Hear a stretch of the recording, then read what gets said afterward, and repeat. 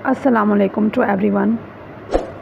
आज हम उन ज़रूरी स्टेप्स के बारे में बात करेंगे जो कि बर्ड्स हॉबी स्टार्ट करने से पहले लेना बहुत ही ज़्यादा ज़रूरी है। मोस्टली जब भी कोई न्यू फैंसी हॉबी को अडॉप्ट करता है तो सबसे पहले उसके माइंड में जो चीज़ आती है वो बर्ड परचेजिंग होती है कि कौन सा बर्ड परचेज़ करना है और कौन सी म्यूटेशन परचेज़ करनी है। लेकिन कुछ ज़रूरी पॉइंट्स ऐसे हैं जो कि बर्ड परचेजिंग से पहले हमें ज़रूर जानने चाहिए और हमें उनके बारे में ज़रूर सोचना चाहिए। बहुत से लोग इस हॉबी को बहुत शौक़ से और ख़ुशी से स्टार्ट करते हैं, लेकिन नुकसान और बर्ड्स एक्सपायरी की सूरत में इस हॉबी को छोड़ भी देते हैं बहुत जल्द। इसकी रीज़न क्या होती है कि बर्ड्स के बारे में बेसिक ना होने की वजह से उन्हें ये नुकसान उठाना पड़ता है और वो डिसहार्ट होकर इस हॉबी को छोड़ देते हैं। इन नुकसानात से बचने के लिए जस्ट छोटे छोटे कुछ पॉइंट्स हैं, अगर हम उनको अपने माइंड में रखें और बर्ड परचेजिंग से पहले अगर हम उनको अप्लाई कर लें तो हम ना सिर्फ नुकसान से बच सकते हैं बल्कि हम सक्सेसफुली इस हॉबी को लीड भी कर सकते हैं। So let's discuss the points. सबसे पहला पॉइंट जो है जगह का इंतखाब, यानी जगह कैसी जगह होनी चाहिए। बर्ड सिर्फ ऐसी जगह पे ही ब्रीड करता है और लेइंग करता है जहाँ पे वो ख़ुद को प्रोटेक्टेड फील करेगा।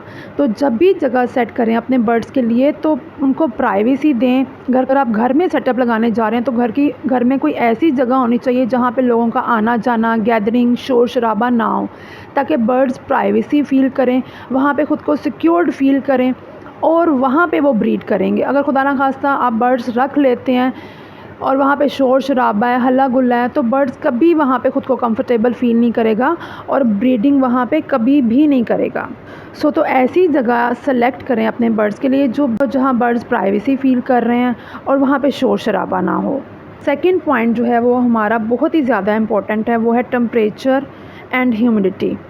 जिस जगह पे आपने बर्ड्स के लिए सेटअप लगाया है वहाँ पे टेम्परेचर और ह्यूमिडिटी जो है वो दोनों एक स्पेसिफ़िक रेंज में होनी चाहिए। वो रेंज क्या होती है? टेम्परेचर जो है वो 20 से लेके 30 डिग्री सेंटीग्रेड तक जो टेम्परेचर है वो बर्ड्स के लिए बहुत फेवरेट और फेवरेबल टेम्परेचर है।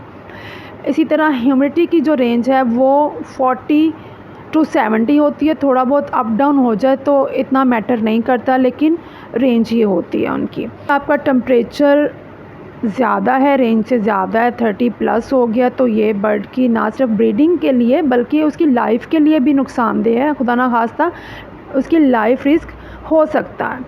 तो टेम्परेचर और ह्यूमिडिटी जो है दोनों आपने रेंज में रखनी है।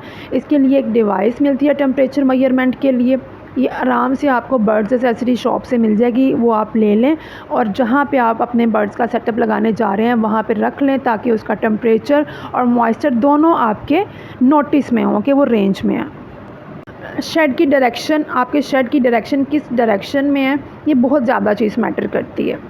शेड की डायरेक्शन ऐसी होनी चाहिए जहाँ दिन में आलमोस्ट 2 to 3 आवर्स जो है वो धूप डायरेक्टली आ रही है, धूप बर्ड्स तक भी आ रही है और शेड के अंदर भी आ रही है। इससे क्या होगा, धूप से एक तो आपके शेड में जरासीम बहुत हद तक जो है वो कम हो जाएंगे, उनकी ग्रोथ बहुत हद तक कम हो जाएगी और सेकेंडली धूप जो है वो आपके बर्ड्स की हेल्थ के लिए बहुत ज़्यादा इम्पोर्टेंट है। धूप में विटामिन डी है जो कि बर्ड्स के लिए बर्ड की हेल्थ के लिए एज़ वेल एज़ उसकी ब्रीडिंग के लिए बहुत ज़्यादा ज़रूरी। तो धूप का आना शेड में जो है that is very much important और साथ ही साथ शेड आपका हवादार भी होना चाहिए जहाँ पे हवा की वेंटिलेशन बहुत ज़्यादा होनी चाहिए। हवा की क्रॉसिंग होगी, बर्ड फ्रेश और हेल्दी फील करेंगे। हवा फ्रेश होगी, बर्ड को फ्रेश ऑक्सीजन मिलेगी और उनको रेस्पिरेटरी प्रॉब्लम्स जो हैं वो कम से कम होंगी। आपका बर्ड हेल्दी और खुश रहेगा। जी, नेक्स्ट स्टेप जो आता है हमारा फोर्थ पॉइंट वो है सिक्योरिटी।